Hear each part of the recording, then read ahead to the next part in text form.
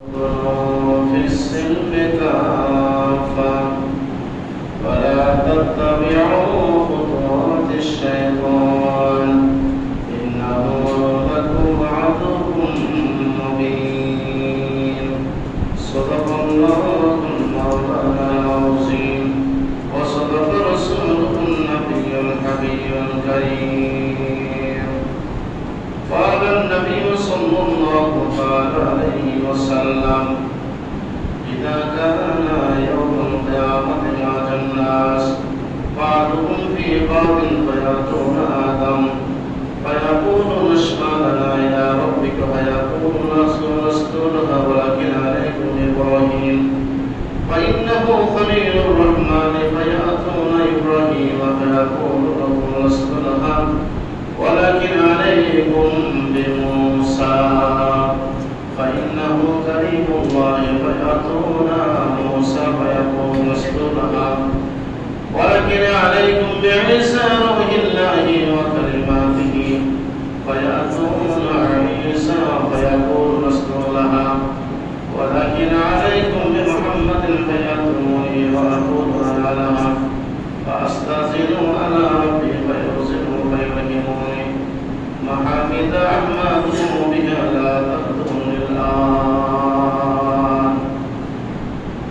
إن الله وملائكته يصلون على النبي يا أيها الذين آمنوا صلوا عليه وسلموا تسليما.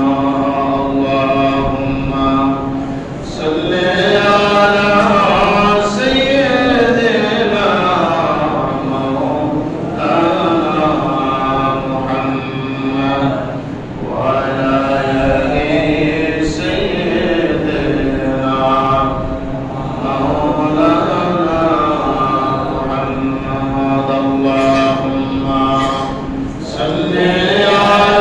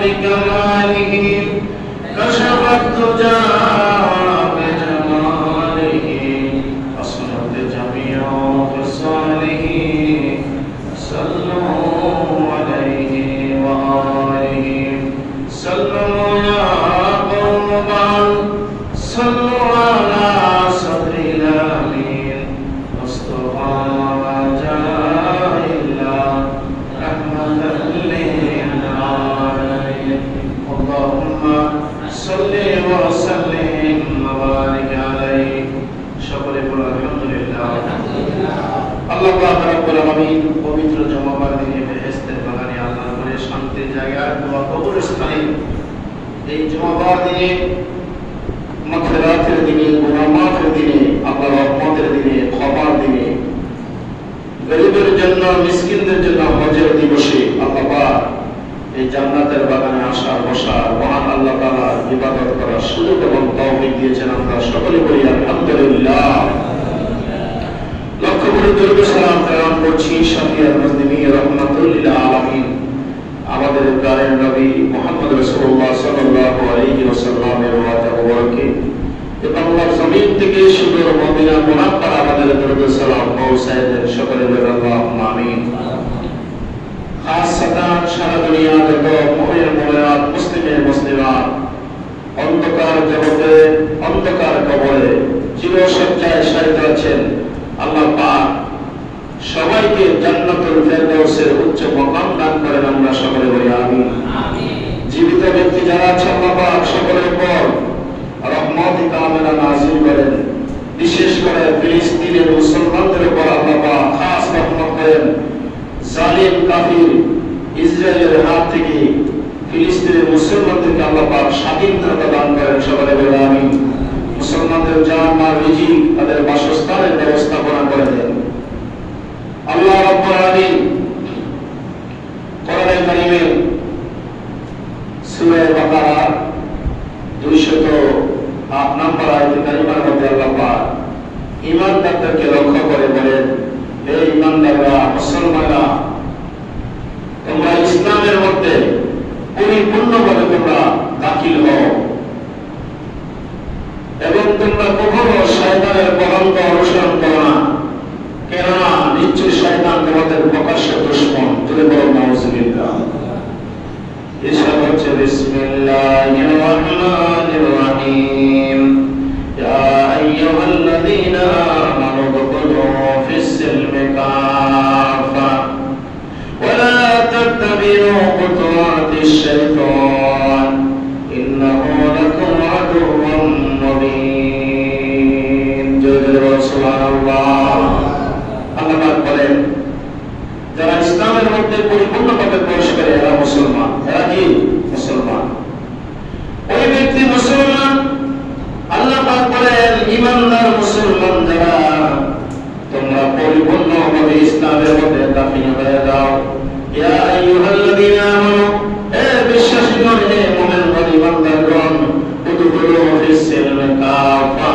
তোমরা পরিপূর্ণভাবে ইসলামের মধ্যে দাখিল হয়ে যাও ওয়ালা তাত্তাবিউ খুতুওয়াতিশ শাইতান ওয়ালা তাত্তাবিউ তোমরা অনুসরণ করো না খুতুওয়াতিশ শাইতান শয়তানকে তোমরা অবলম্বন করো না মানুষ শয়তান পরিচালনা করে গুনার মধ্যে লিপ্ত আছে ভালো কাজ থেকে মানুষ বিরত আছে আজকে তো জুমার দিন পবিত্র বেহেশতের বাগান এখনো মানুষ কাজকর্মে বেঁচে কিনা আছে না নাই আছে দুনিয়ার কাজে সে মত্ত আছে এবং দুনিয়ার মধ্যে সে ব্যস্ততার মধ্যে আছে অথচ আল্লাহ পাক বলেছেন জুমার দিন আসলে তোমরা দৌড়ে দৌড়ে মসজিদে যাও বলুন সুবহানাল্লাহ এটা কার কথা আমার কথা নয় আল্লাহর কথা সূরা জুমার মধ্যে আল্লাহ বলেন ইয়া আইয়ুহাল্লাযীনা আমানু হে বিশ্বাসী বান্দাগণ ইযা নুদিয়া লিস-সালাতি মিন ইয়াউমিল জুমআ যখন জুমার দিন ফাআযানাল মুয়াজ্জিন আল্লাহু আকবার বলে ফাসআউ ইলা যিকরিল্লাহ তখন তুমি দৌড়ে দৌড়ে আমার শরণে হাজির হয়ে যাও সুবহানাল্লাহ কিভাবে আসার জন্য বলছেন দৌড়ে আসার জন্য বলছেন দ্রুত বেগে আসার জন্য বলছেন কাজ এরপরে বলছেন ওয়াদারুল বাইআ আর তোমরা বেচাকেনা ছেড়ে দাও দৌড়ে আসো বেচাকেনা বন্ধ করে দাও ফাসআউ ইলা যিকরিল্লাহ ওয়াদারুল বাইআ যালিকুম খায়রুল লাকুম ইন كنتم تعلمون যদি তোমরা জানতে ওই দিনের ফজিলত, ওই দিনের সওয়াব, ওই দিনের মর্যাদা, তাহলে তোমরা কাজ কর্মতে চাকরি ছেড়ে দিয়ে তাড়াতাড়ি করে মসজিদে হাজির হয়ে যাইতা। এটা তোমাদের জন্য হবে মঙ্গলকামী, সফলকামী। জোরে জোরে বলো সুবহানাল্লাহ। জুমার দিন ইমানদার বান্দারা যতক্ষণ আল্লাহর জান্নাতের বাগানে থাকে ততক্ষণ তার দিল এবং মন নরম থাকে। সুবহানাল্লাহ বলেন আলহামদুলিল্লাহ। আর জুমার বাইরে থাকলে মন ধরে না। মসজিদ আল্লাহর জান্নাতের বাগান। নবীজি বলেছেন তোমরা কি দুনিয়ার মধ্যে জান্নাতের বাগান দেখতে চাও? সাহাবারা বলছে হুজুর চাই। নবীজি বলেছেন তোমরা জান্নাতের বাগান মসজিদে তোমরা প্রবেশ করো, তাহলে তুমি দুনিয়ার মধ্যে জান্নাতে প্রবেশ করবে। সুবহানাল্লাহ। দুনিয়ার মধ্যে কি তুমি জাহান্নাম দেখতে চাও? হুজুর দুনিয়ায় কি জাহান্নাম দেখা যায়? তো বেশি বেশি বাজারে আড্ডা করো, বেশি বেশি করে মসজিদে দ্রুত বেগে আওয়াজ যাইবা, আর বাজারে বেশিরভাগ সময় দিবা, রাত কাটাইয়া দিবা, আর তোমার সময় কাটাইবা যেখানে বসলে 1 ইঞ্চি পরিমাণ কোনো সওয়াব হবে না। যদি বলো নাউজুবিল্লাহ। বাজারে সময়টা কোনো লাভ হলো, কিন্তু আপনার ব্যবসা করার জন্য আল্লাহ বলেছেন ওয়া আল্লাহুল বাই'a ওয়া হারামাল রিবা। ও মুমিনা, তোমরা খেতে খাও, কাজ কর্ম করো, বেচা কিনা করো, কিন্তু বেচা কিনা করার জন্য আল্লাহ একটা সময় আমাদেরকে ধরাইয়া দিয়েছেন। আলহামদুলিল্লাহ বলেন। 5 ওয়াক্ত নামাজের কেটে কেটে আমাদের জন্য সময় দিয়েছে আল্লাহ। দিছি কিনা বললাম? ভোর থেকে যখন জুমা পর্যন্ত কত লম্বা সময় আছে। এই সময়ের মধ্যে তুমি সকালবেলায় বেচা কিনা করো, কেনাকাটা করো, তোমার যা প্রয়োজন তা তুমি বাজার থেকে ক্রয় করে তুমি আনো। আর ব্যবসায়ীর উদ্দেশ্যে আল্লাহ বার করেছেন ওয়া আল্লাহুল বাই'a ওয়া হারামাল রিবা। ও ব্যবসায়ীরা, তোমরা ব্যবসা করো, এই ব্যবসা করা তোমাদের জন্য আমি হালাল করে দিয়েছি। বলে সুবহানাল্লাহ। ব্যবসা করা কি হালাল। ওয়া হারামাল রিবা, সুদ খাওয়া কি হারাম। আরে সবাই বলে সুদ খাওয়া কি হারাম। আল্লাহ পাক বলেছেন বেচা কিনা করো, আর এটা তোমার জন্য জায়েজ করে দিলাম। কিন্তু জুমার দিন যখন নামাজের সময় হয়ে যাও তখন আল্লাহ বলেন ফাসআউ, বলে তুমি দৌড়াও, তাড়াতাড়ি যাও ইলা যিকরিল্লাহ। কার স্মরণে? আল্লাহর স্মরণে। কার স্মরণে? আমরা এই মসজিদে আছি তার জন্য। আল্লাহ পাক বলেছেন ওয়াজারুল বাই'a, তার যারা যাও ছেড়ে দাও তুমি বাই'a মানে বেচা কিনা। ফাসআউ ইলা যিকরিল্লাহ ওয়াজারুল বাই'a যালিকুম, এটা তোমার জন্য খায়রুল লাকুম, অতিরিক্ত হবে তোমাদের জন্য। যদি তুমি বেচা কিনা বন্ধ করে আমার জিকিরে শরণাপন্ন হয়ে যাও, আমি আল্লাহর ইবাদত করো, মসজিদে হাজির হয়ে যাও, এটা তোমার জন্য কত না মঙ্গল হবে। সুবহানাল্লাহ। বলি আলহামদুলিল্লাহ। এবার আসেন মুসলমান হয়, ইমানদার হয়, ইসলামের শোষিত ছায়ার নিচে আসার জন্য নির্দেশ করেছেন আল্লাহ। কে নির্দেশ করেছেন? আল্লাহ নবী সাল্লাল্লাহু আলাইহি ওয়াসাল্লাম কলেমা দাওয়াত দেওয়া শুরু করলেন। সর্বপ্রথম সিদ্দিক আকবর আবু বকর সিদ্দিক রাদিয়াল্লাহু তাআলা ঈমান এনেছেন। সুবহানাল্লাহ।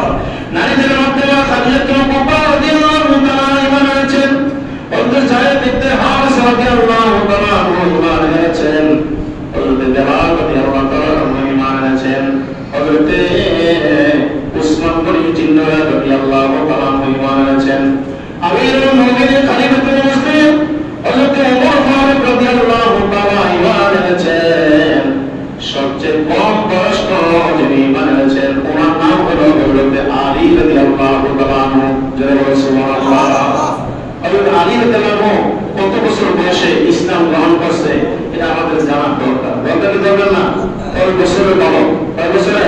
10 বছরের বালক। ইয়া দেখলো নবীজি সাহাবা কেরামদেরকে নিয়ে নামাজ পড়তে আছে, উঠতেছে, বসতেছে, দাঁড়াইতেছে। সামি আল্লাহু লিমান হামিদা, বলেন না সামি আল্লাহু লিমান হামিদা।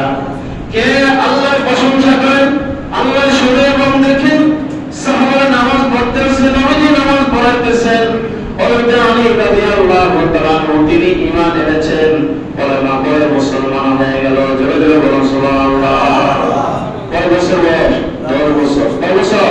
10 বছর।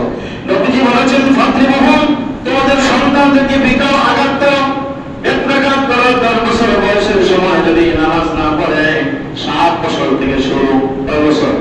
7 বছর থেকে শুরু। আর 10 বছর থেকে তাদেরকে তোমরা পিটাও, অর্থাৎ এমন বেশি আস্তে আস্তে করে ব্যাপারাত করো, তাদেরকে বোঝাও, তাদের বিছানা আমার থেকে জোগাড় করে দাও, আলাদা করে দাও, কারণ তারা এখান থেকে শিক্ষা শুরু করে দিবে। সুবহানাল্লাহ। আর হযরত উসমান বলে জিন্নাহ রাদিয়াল্লাহু তাআলা তিনি ইসলাম এনেছেন, মুসলমান হয়েছেন, ওনার বয়স হলো 26 বছর। কয় বছর?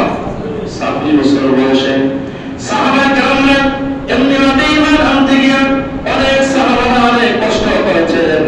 আল্লাহ নবী সাল্লাল্লাহু আলাইহি ওয়াসাল্লাম ইসলামের দাওয়াত দিতে গেলে মক্কা শরীফের পাশে এখন আবু জাহেল উতবা সাহেবা আবু লাহাবের দলেরা নবীর গলার মধ্যে ফাঁস লাগাইয়া আমার নবীকে মক্কা শরীফের পাশে দাঁড়াইয়া রাখছে। জোরে জোরে বলুন নাউজুবিল্লাহ। আর বলছে মুহাম্মদ সাল্লাল্লাহু আলাইহি ওয়াসাল্লাম, তুমি আমাদের কাছে যদি সুন্দরী নারী চাও তা তোমাকে দেওয়া হবে, যদি দুনিয়ার কোনো অর্থ সম্পদ চাও তা দেওয়া হবে। আমার নবী বলছে, আবু জাহেল তুমি কি আমারে চিনো? জোরে বলুন আল্লাহু আকবার। তুমি কি আমাকে চিনো? অনেকে বলে যে আবু জাহেল নবীজির চাচা, আসলে আপনি বুঝেন না। চাচা তো অনেকে আমরা বাপের বয়স চাচার বয়স পেলে আমরা চাচা নাই, এরকম হয় না? আবু জাহেল বড় নবীজির চাচা নয়, কোনো নবীর চাচা নয়, পড়োশী, অর্থাৎ মক্কার আশেপাশে, কিন্তু নবীজির রক্তের নাম, বংশের নাম, পড়োশী চাচা। আবু জাহেল বলছে মুহাম্মদ সাল্লাল্লাহু আলাইহি ওয়াসাল্লাম, সুন্দরী করে যদি জগতের মধ্যে নারী বিবাহ করতে চাও তোমাকে দেওয়া হবে। নাউজুবিল্লাহ বলেন। আর যদি দুনিয়ার মধ্যে বাড়ি গাড়ি অর্থ সম্পদ চাও তাও তোমাকে দেওয়া হবে। নবীজি বললেন, আবু জাহেল তুমি আমাকে চিনতে ভুল করেছ। এক হাতে যদি আকাশের চন্দ্র আমার হাতে দাও, ডান হাতে চন্দ্র দাও, বাম হাতে যদি সূর্য পর্যন্ত এনে দাও, তাহলে আমি নবী কলেমার দাওয়াত থেকে কখনো পিছপা হব না। সুবহানাল্লাহ। ইমানের বল কমনা বেশি, ইমানের বল কমনা বেশি। ইসলামের শুরু হয়েছে অল্প সংখ্যক লোক দিয়া। কি সংখ্যক? অল্প সংখ্যক লোক দিয়ে ইসলামের শুরু হয়েছে। তারপরে মনে করেন ফতেহ মক্কার সময় ইন্না ফাতাহনা লাকা ফাতহাম মুবিনা। জোরে জোরে বল সুবহানাল্লাহ। 1 2 3 4 5 6 7 8 9 10। সুবহানাল্লাহ বলেন না? আর 10 এর মধ্যে সমস্যা হয়ে গেছে 8 বছর যেমন ফতেহ মক্কা 8ম হিজরতে আল্লাহ রাসূল সাল্লাল্লাহু আলাইহি ওয়াসাল্লাম মক্কা শরীফ থেকে হিজরত করে মদিনা শরীফে যখন গেলেন, এমন ভাবে মদিনার মানুষ নবীজির প্রতি ঈমান আনলো। ঈমান আনতে আনতে আনতে আনতে নবীজির সঙ্গে 10,000 সাহাবা জমায়েত হয়ে গেল। আল্লাহ কোরআনে কারীম 10ম হিজরতে নাযিল করে দিলেন সূরা আন-নাসর, যে সূরাটা নাযিলের দিক দিয়ে সবচেয়ে শেষে, কিন্তু শুরুর দিক দিয়ে সর্বপ্রথমে হলো সূরা আল-বাকারার 5টি আয়াত। কিন্তু প্রথম সূরা ফাতিহা, প্রথম 5টি আয়াত সূরা আল-বাকারার, শেষ সূরা হলো সূরা নাস। কিন্তু নাযিলের দিক দিয়ে সূরা নাসর হলো সবচেয়ে শেষে। সুবহানাল্লাহ। নাসর বুঝেন? বিসমিল্লাহির রাহমানির রাহিম। ইযা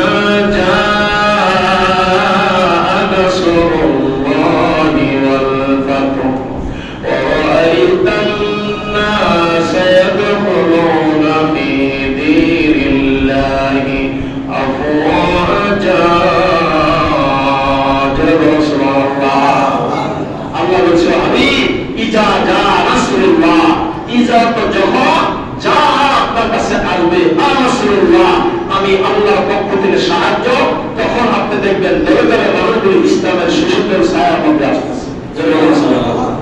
প্রথম কয়জন ছিল? আবু বকর সিদ্দিক রাদিয়াল্লাহু আনহু, খাদিজাতুল কুবরা রাদিয়াল্লাহু আনহা, যায়েদ ইবনে হারিসা রাদিয়াল্লাহু আনহু, উসমান বিন জিন্নাহ রাদিয়াল্লাহু আনহু, হযরত বেলাল রাদিয়াল্লাহু আনহু, হযরত আলী কাররামাল্লাহু ওয়াজহাহু আসাদুল্লাহিল গালিব। জোরে বলুন সুবহানাল্লাহ। হযরত আলী কাররামাল্লাহু ওয়াজহাহু আসাদুল্লাহিল গালিব, যাকে আল্লাহ পাক কাফেরের জন্য বাঘ বানাইছে। সুবহানাল্লাহ। কি বানায়া? বাঘ বানায়া বানাইছে। কাফেররা ওনাকে দেখলে ও এত ভয় করতে হলো। আলী রাদিয়াল্লাহু আনহুকে খায়বারের যুদ্ধে কেল্লায় কামুস 850 মণ ওজনের লৌহ কপাট দিয়ে যুদ্ধ করছে। জোরে বলুন সুবহানাল্লাহ। আত্মন্ন 850 মণ লৌহ কপাট দিয়ে যুদ্ধ করেছে। হযরত আলী রাদিয়াল্লাহু আনহু যুদ্ধে বিজয় লাভ করছে। সুবহানাল্লাহ। যুদ্ধের পরে কয়েকজন সাহাবাকে বানানো হলো। হযরত আলী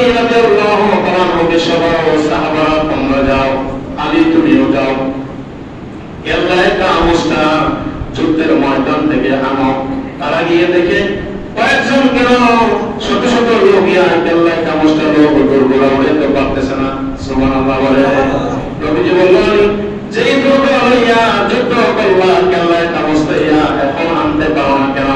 হুজুর যে সময় যুদ্ধের ময়দানে গিয়েছিলাম ওই সময় দোয়া করেছিলেন, নবুয়তের জমানের দোয়ার বরকতে এটা তোলার মতন আমার কাছে সবচেয়ে বড় পাতলা হয়েছে। আর এখন গিয়ে দেখি যদি আমার সঙ্গে শত সহস্র সৈন্য হয়ে যায়, কিন্তু আসতে সময় এটা আমরা আনতেই পারি না। আল্লাহ আমি বলেছেন কিয়ামত হলে ওনারা আনতে পারবা না।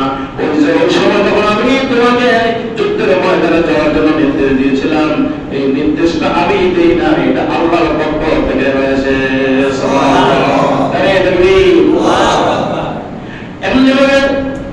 ইসলামের প্রথম যে যুদ্ধ বদরের যুদ্ধ, মুসলমান ছিল 313, কাফের ছিল 1000 কাফেরের সঙ্গে 313 মুসলমান কোন অংশে পারবে না। আল্লাহ নবী বলেছেন, ও সাহাবারা তোমরা সর্বপ্রথমে ওযু করো, মেসাক করো আর গোসল করো, পবিত্র হয়ে যুদ্ধের ময়দানে তোমরা যাবা। যুদ্ধের ময়দানে নিয়ত করে যাইবা, যদি যুদ্ধের ময়দানে কাফেরদের সঙ্গে মোকাবেলা করতে করতে আমরা মারা যাই তাইলে আমরা হয়ে যাব শহীদ। আর যুদ্ধের ময়দান যদি থেকে আমরা ফিরে আসি তাইলে আমরা হয়ে যাব গাজী। সুবহানাল্লাহ, হয়তো শহীদ নয়তো গাজী, হয়তো শহীদ নয়তো গাজী। বলুন আলহামদুলিল্লাহ। মক্কা থেকে মদিনা শরীফ, মদিনা শরীফ থেকে একটু দূরে হইল ওই যে কি বীরে যেটা বদর নামে একটা কূপ, কাফেররা আবু জাহেলের নেতৃত্বে গিয়ে কূপটা দখল করে দিল। কূপের পানি মুসলমানদেরকে দেওয়া যাবে না। এবার বলেন পানি দেওয়ার মালিক কে? পানি দেওয়ার মালিক আল্লাহ। মরুভূমির মধ্যে জর্দান শহরে আপনারা জানেন, অনেকে দেখেছেন বা শুনেছেন যে একটা গাছ নবীজি মরুভূমিতে যাচ্ছিলেন, হঠাৎ করে মরুভূমির মাঝখানে গিয়া একটা মৃত গাছ নবী দেখলেন। গাছটা তলে গিয়া আমার নবী যখন আশ্রয় নিলেন, আল্লাহর কুদরতে ওই গাছটা জেতা এবং তাজা হইয়া পাতা অবস্থায় সারা এলাকা ছড়িয়ে পড়েছে। তাহলে গাছটা ছিল কি? মরা। গাছটা ছিল কি? মরা। নবীজি ওই গাছের তলায় যেইবার মাত্র মরুভূমির ময়দানে গিয়া গাছের সন্নিহিত হইলেন, আল্লাহ নবী যেখানে যায় আল্লাহ পাক কোরআনে বলেছেন, ওমা আরসালনাকা ইল্লা রাহমাতাল লিল আলামিন। সকলে বলেন, ওমা আরসালনাকা ইল্লা রাহমাতাল লিল আলামিন। ও নবী, আপনি হচ্ছেন গোটা সৃষ্টি জগতের জন্য আমার একমাত্র করুণা বা রহমত। একমাত্র করুণা রহমত হচ্ছে দয়াল নবীজি। জোরে বলো সুবহানাল্লাহ। ওই নবীজি মরুভূমির রাস্তায় চলে গেলেন, গাছ নবীজিকে ছায়া দিল। গাছে দিছে না আল্লাহ দেওয়াছে। ওই গাছটা তখন থেকে পদ্মা নদী বিশাল আকার একটা মাঠ। ওই গাছটাকে সজ্জিত হইল বটে, এলাকার পুরো এলাকার শীতল হয়ে গেল, ঠান্ডা হয়ে গেল। গাছটার একটা ডালাও এখনো মরে নাই। দিন দিন গাছের পাতা বাড়তে আছে, গাছের ডালাও বাড়তে আছে। এই গাছটার নাম হইল সাহাবী গাছ। সুবহানাল্লাহ। এই গাছটার নাম কি? সাহাবী গাছ। কেন? এই গাছটা নবীজিরে দেখছে, নবীজিরে ছায়া দিছে, নবীজিরে আশ্রয়স্থল হিসেবে জায়গা দিয়েছে। জোরে বলুন সুবহানাল্লাহ। কি আপনারা কি নাম শুনেন নাই? সাহাবা গাছ নাম শুনেন নাই? তাহলে গুগল সার্চ দিয়ে দেখবেন যে এই যে সাহাবা গাছ কোনটা। এবার আসুন 313 জন মুসলমান বদরের ময়দানে তারা যাবে। আল্লাহ রাসূল সাল্লাল্লাহু আলাইহি ওয়াসাল্লাম বলেছেন, ও সাহাবারা তোমরা গোসল করো, গোসল করো, মেসওয়াক করো। তোমরা গোসল করা, মেসওয়াক করিয়া, ওযু করিয়া প্রস্তুতি নিয়ে তোমরা বদরের ময়দানে যাইবা। যাইবার আগে আগে আবু জাহেলের নেতৃত্বে গিয়ে বদর নামে কূপটা তারা দখল করে ফেলেছে। মুসলমানদেরকে পানি দিবে না। জোরে বলো নাউজুবিল্লাহ। এদিকে রাসূল সাল্লাল্লাহু আলাইহি ওয়াসাল্লাম সাহাবারা বলছেন যে তোমরা একটা কাজ করো, তাদের সাথে তো আমরা এমনি পারবো না, দেখা যাক আল্লাহ কি কোনো ব্যবস্থা করে দেয় কিনা। তোমরা সবাই মেসওয়াক করো। তো 313 জন মুসলমান কি করতেছে? মেসওয়াক করতেছে। উপরে একজন কাফের আয়েশা দেখতেছে মুসলমান জৈতুন গাছের ডালা, নিম গাছের ডালা, খেজুর গাছের ডালা ভেঙে ভেঙে তারা মেসওয়াক করতেছে। জোরে বলুন সুবহানাল্লাহ। কাফের গিয়া তারা বলছে, গুপ্তচররা বলছে যে বদরের যুদ্ধে মুসলমানদেরকে তোমরা মারবা, ধরবা, টাক্কাও করবা, মুসলমান তোমাদেরকে এমনি এমনি সাবায়া দেয়া শেষ করবো। আল্লাহু আকবার। তখন কাফেররা সক্রমণ হয়ে গেল, কি হয়ে গেছে? সব তাড়াতাড়ি পান ময়দান চা, মুসলমানরা আজকে বিজয় লাভ করে দেবে, এমনি আমাদেরকে শেষ করবে। কোন মুসলমান দেখতে 313 উপরে ভাবে বলে আরো বেশি মনে আমাদেরকে চতুর্থ দেশটা করে রাখছে। আসলে আল্লাহ বলছেন মুসলমান যদি হয় অল্প সংখ্যক, আল্লাহ 1000 ফেরেশতা দিয়ে মুসলমানদের সাহায্য করবে। সুবহানাল্লাহ। কয় হাজার? 1000 সাহাবা দিয়া সাহায্য করবো। নবীজি বদরের প্রান্তরে যখন যান, আল্লাহ দরবারে দোয়া করেছে, আল্লাহ এই জমিনের মধ্যে আমি এবং আমার সাহাবারা, তুমি তো বলেছো ইমানদাররা মুসলমানেরা ইসলামের মধ্যে সুশীতল ছায়া করে তোমরা পরিপূর্ণভাবে প্রবেশ করো। আজকে আমরা রওনা করছি, হয় আমরা হয়ে দেবো তোমার রাস্তায় শহীদ, আর নয় আমরা হয়ে ফিরে আসবো গাজী। জয় বল সুবহানাল্লাহ। গাজী হয়ে ফিরবো। আল্লাহ পাক বলেছেন হাবিব আপনি যান, মরবেন না, আপনি মারা যাবেন না, আপনার সাথে যারা আছে সবাই বিজয় লাভ করবে, কারণ হায়াতের মালিক হচ্ছে আমি আল্লাহ। বলুন সুবহানাল্লাহ। আর নবী বলেছেন যদি শহীদ হয়ে যান আমি আমার সাহাবা, এই জমিনে তোমাকে আল্লাহ বলে ডাক দেওয়ার মতো আর কেউ থাকবে না। যেহেতু ইসলামের প্রচার প্রসার শুরু হইতেছে এখন থেকে নতুন নতুন ভাবে, আল্লাহ হাবিব যখন ওই কি করলেন, বদরের ময়দানে গেলেন। বদরের প্রান্তরে যাওয়ার আগে আগে আল্লাহ তাআলা রহমতের বৃষ্টি জমিনে নাযিল করে দিলেন। মুসলমান পর্যাপ্ত পরিমাণ পানি পান করলেন, জীবন বাঁচাইলেন। আল্লাহ হাবিব সাল্লাল্লাহু আলাইহি ওয়াসাল্লাম বলেছেন সামনের দিকে তোমরা এগিয়ে যাও। সাহাবারা এগিয়েছে আর কাফেররা দৌড়াইতেছে। জমিন থেকে নবী বলেছেন পাথর তোমরা হাতে নাও, হাতের মধ্যে পাথর নিয়ে তোমরা কাফেরদের মোকাবেলা করে তাদের উপর ছেড়ে দাও। এই পাথরগুলি চাপতেছে, নিক্ষেপ করতেছে, কাফেরগুলো মরতে আছে। সুবহানাল্লাহ। তখন তার রাইফেল ছিল না, বন্দুক ছিল না, তখন বন্দুক ছিল না, এই পাথরগুলি মারতেছে সাহাবারা আর এদের উপর পড়তেছে, এরা পথে কাটা হইতেছে। সুবহানাল্লাহ। এমনি ভাবে দেখা যাচ্ছে কাফেররা পালাইতেছে আর কেউ মরতেছে, সাহাবারা এমনি ভাবে পাথর মারা শুরু করলো।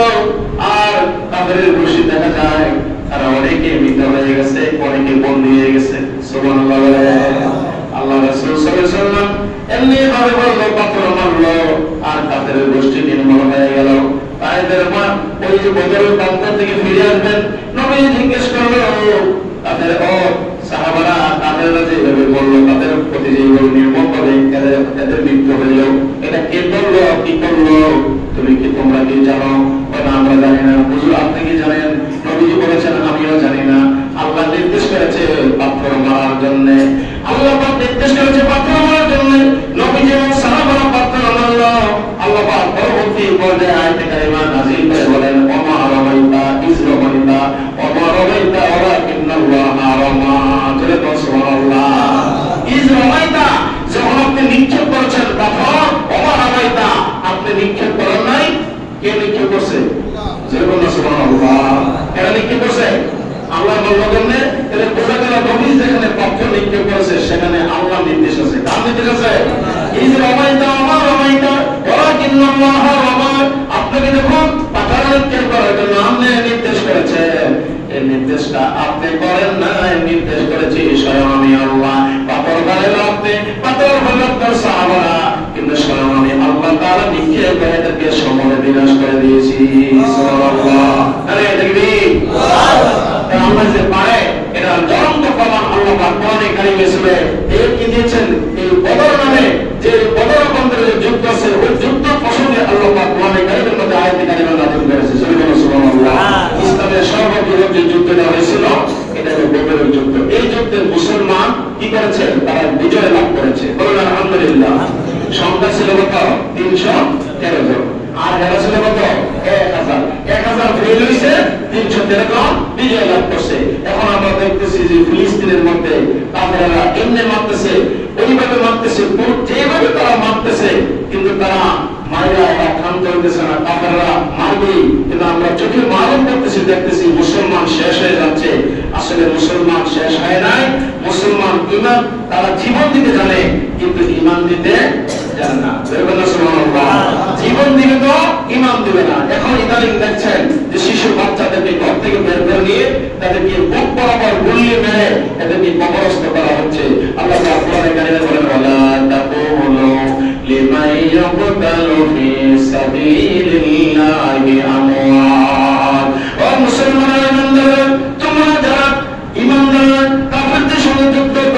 করতে তাদের সঙ্গে মোকাবেলা করতে করতে যারা শহীদ হয়ে যায় তাদেরকে তোমরা সাধারণ মানুষের মতন বিতে বলিল না, কারণ এরা গুলিকে কষ্ট পেয়ে তারা মারা যায়। আল্লাহ পাক বলেছেন কোরআনের ভাষা আমি আল্লাহ তাদের নাম রেখেছি শহীদ। সুবহানাল্লাহ। কোরআনের ভাষা তাদের নাম সালমান শহীদ। এরা শহীদ হিসাবে তারা কবরস্থ হইতেছে। যদিও আমরা দেখি যে তাদেরকে বাহ্যিক ভাবে এমন ভাবে গুলিয়ে দিচ্ছে, এই বম্বিংয়ের কারণে গুলির কারণে আকাশের দিকে লাশ যাচ্ছে, সেই লাশ আবার জড়িয়ে পড়ছে। যদিও আমাদের বাহ্যিক ভাবে দেখতে কষ্ট হয়, আল্লাহ পাক বলেন তোমরা চিন্তা করো না আর তোমরা তাদেরকে মৃত বলিও না, তারা আমার রাস্তায় শহীদ হইতেছে। হাদিস শরীফে নবীজি বলেছেন শহীদের মৃত্যু পিঁপড়ায় কামড় দিলে আমাদের সাময়িক একটু সামান্য যেমন কষ্ট হয়, আল্লাহ পাক বলেছেন শহীদদেরকে তোমরা দেখতেছো জঘন্য কষ্ট দিয়ে মারতেছে, আমি আল্লাহ তার চেয়ে নগণ্য যন্ত্রণা দিয়ে তাদেরকে মারবো। আমি আল্লাহ পাক তাদেরকে শাহাদাতের মওত নসিব করে দেব। যেই শহীদেরা মারা গেলে আল্লাহ পাক বলেছেন ওয়া তাকুলু লিমান ইয়াকুতালু ফি সাবিলিল্লাহি আমওয়াত বাল আহইয়াউ ওয়ালাকিন লা তাশউরুন।